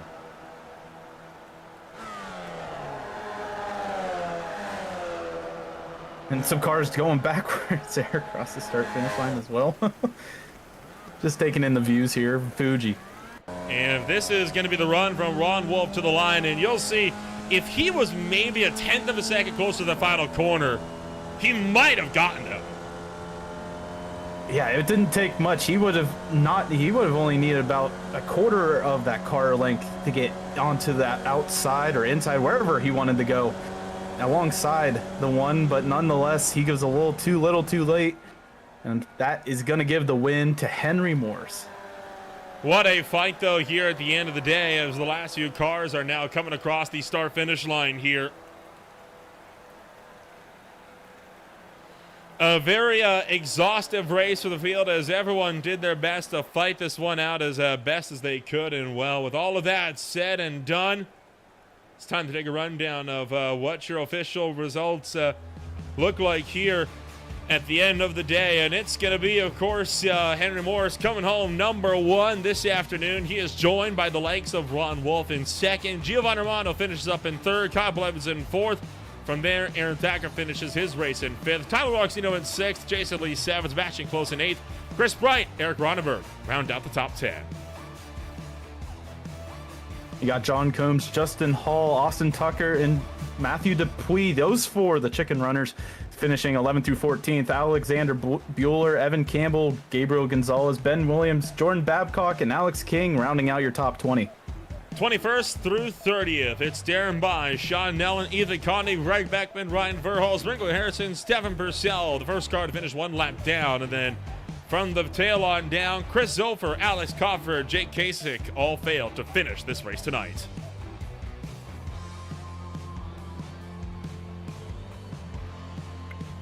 And everyone else there, the final 4, Corey Barrett, Blake Gambrell, Carson Catlin, and Chris Flams rolling out your field tonight. What a wild ride that we had here. An extremely entertaining race from start to finish, and a heck of a fight to boot right at the tail end of this one. Let's take a rundown and give a chit-chat in here to the drivers that finished this race, numbers 1, 2, and 3 here this afternoon. And for Henry Morse, it is win number 6 of his beer league career. And Henry, what a ride for you here this afternoon as you take home the top step here this afternoon. But boy, that was a fight that you had coming up there with Ron Wolf to the line. Yeah, I was really not sure what exactly the plan was going to be, because obviously with a long straight like this, it would be totally viable to want to come off the last corner, last lap in 2nd place. He made a small mistake in the beginning of the lap, and I was having a really good run, and there was a couple times earlier where I came off the last corner with about a half-second gap, and he wasn't able to pass me before the start-finish line, so I figured I'd just really give it everything I had, and it all came together, and it was just enough. Obviously, I crossed the line under a 10th in the lead, so if I went 1/10 slower across the last lap, then I would have lost by about 0.03 of a second, right? So yeah, that's how it went. Decided to push it throughout the last lap, and it was just enough of a gap coming down the straightaway. kind of take us through the strategy games tonight, because obviously, the first Code 69 came out just in time for it to come down to pit row for the first time. What made you decide, though, to try and go through and try to come down when you did for the second one? So when the Code 69 came out first time, it was 15 minutes into the race. We were about halfway through the tank, so I thought to myself, okay, well, this could pretty easily be a one-stopper. Maybe I'll stay out. But I didn't, because I thought that if I ended up saving a bunch, and a Code 69 came at the right time, then maybe there'd be a situation where I could stay out and save to the finish where everyone pits. But that didn't happen, and I realized I was going to run out of fuel a certain lap. And I pitted the lap before I ran out of fuel, to be honest with you. So that was about it. It was a pretty simple call on that, and I could have actually gone one lap further, but there was no reason to. Maybe I could have done that to keep Gio from getting a lead lap bonus, but honestly, one of the guys asked me if I was pitting that lap, and I didn't feel like figuring out if I had the fuel for the extra laps. I was like, oh yeah, I guess the answering yes to that question is a safer answer. So I ended up pitting with one extra lap of fuel in the car, and that was that. It was a pretty conservative run through the pits and all that, just to keep it safe, because I knew we had a big gap behind us. So it wasn't like if I wasn't perfectly on the limiter, I was going to fall back way in line. So yeah, that was kind of the pit strategy there. Of course, you still got plenty more action yet to come here in the Beer League. What do you think is coming up for you for Race 7? Because I know we got the 1 week break, but what about when you return? Sure. So week 7 should be in the truck series vehicles, right? That'll be fun. Very much looking forward to that. Those are probably my favorite of the 3 vehicles we're running this season. And last time I drove those at Spa, it went pretty well for me. So I'm hoping for another run like that would be cool. I would like to see a little bit of a more eccentric track choice. I don't know where we ran last week, but Fuji this week and the last time I ran was at Spa. Those are, FIA Grade 1 Formula 1 tracks, relatively vanilla in my view. So I hope we get something interesting next week.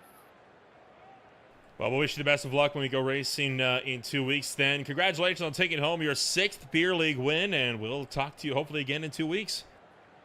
Thank you. Shout out to my family and friends for watching. Talk to you guys later. Henry comes home number 1 this afternoon, and that's going to take us down to second place runner Ron Wolf. The driver that finishes less than a tenth of a second behind Henry Morris is standing by with Brad Daniels. I'm down here with Ron Wolf. Ron, we saw the closing laps, and you and Henry Morris were trading blow for blow. Take us through your mindset and everything that was coming in through the final laps. He had, I felt like he had pace over me in general. I mean, he closed the 7 or 8 second gap or whatever it was. I was trying to just stay close and time it out on the front straight. I just didn't get it right with the line being closer. He had overtaken me at 300R, so I knew if I passed him on the white flag lap, he was just going to get me there again.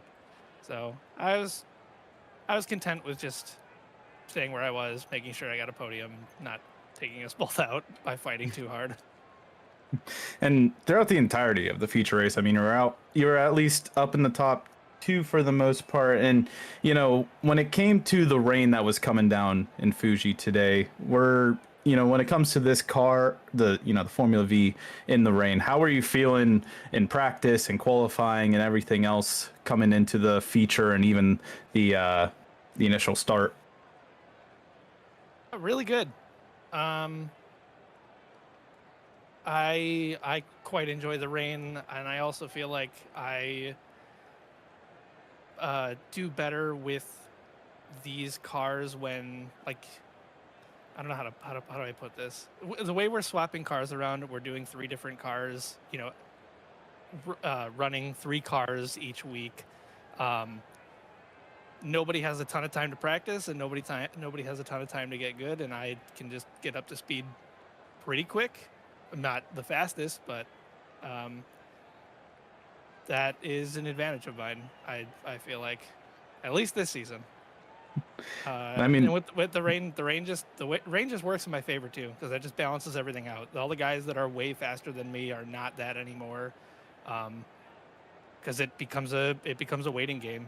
You can't just go fast. You have to be aware of the car's balance and what it's doing.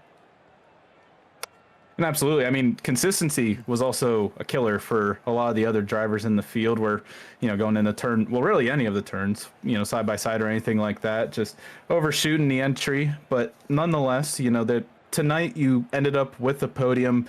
How does this momentum go into not next week, but 2 weeks from now for race 7? I think it'll help. I'm curious what we'll get, because we'll be back in the NASCAR trucks. I have felt pretty at home in those cars as well. So yeah, I feel really good coming into this week. I feel really good coming out of this week.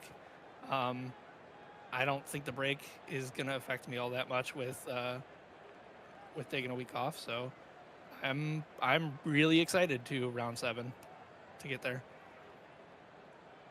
Well, you get at least a week off, eat some turkey, have a good time with the family on Thanksgiving. So, take that, and then you get to come back to the NASCAR trucks and see what happens in race 7. So have a good rest of your night here, Ron, and we'll catch you here in 2 weeks.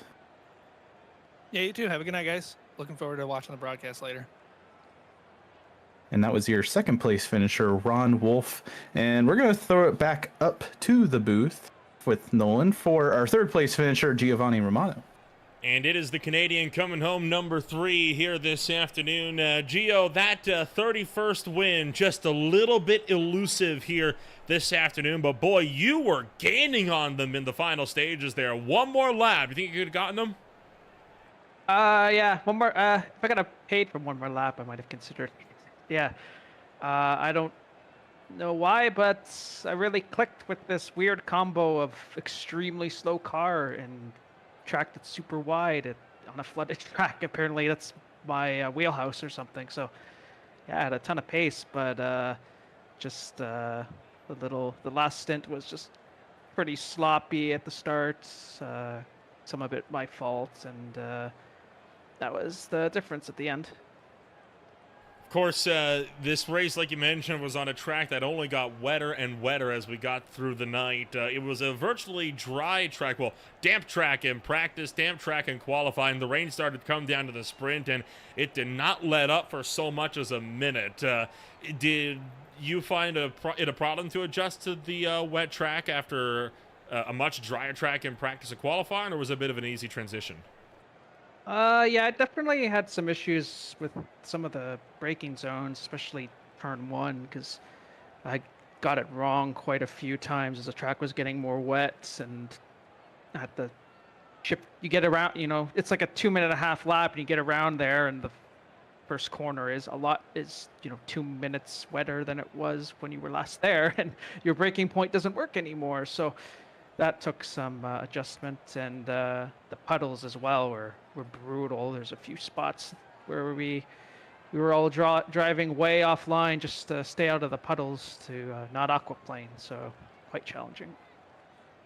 And coming on up here, it's of course race 7 in just 2 weeks' time. We swing back to the NASCAR stock trucks. What's going to be the game plan for you to make sure you can keep this momentum going and gain some points in the championship?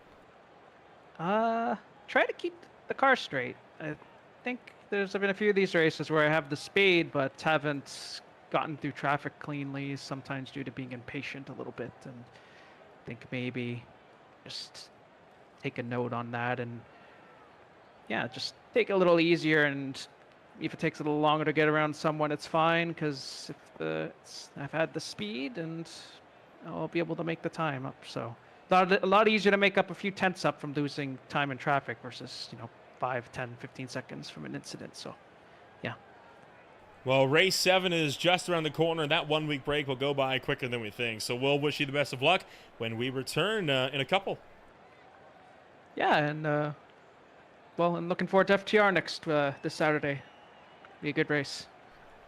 Giovanni Romano comes on third this afternoon, and well, Brad, that's going to be it then for our race in action here this afternoon. But boy, A wild race that we had here today, and no doubt there's more action still to come further down the line as well.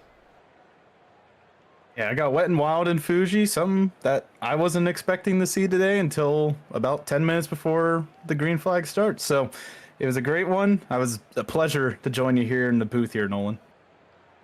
Well, before we get to more racing action, there is still more yet to come here on Green Flag TV, as this Friday afternoon, the Zero Torque Racing League swings out to Indianapolis Motor Speedway, and they are, of course, joined on Saturday with a triple header. The FTR Events Trophy.ai Endurance Series takes to the Sebring International Raceway. The Velocity Online Race Series will be out at the Phoenix Raceway. And then the SCRA Super Speedway Blitz takes to the Echo Park Speedway on Saturday. The Classic IndyCar Series as well are going to be out for the 8th annual Paper Recycling Systems Indy 500 on Sunday, with the Mid-Atlantic Race Series taking to Talladega.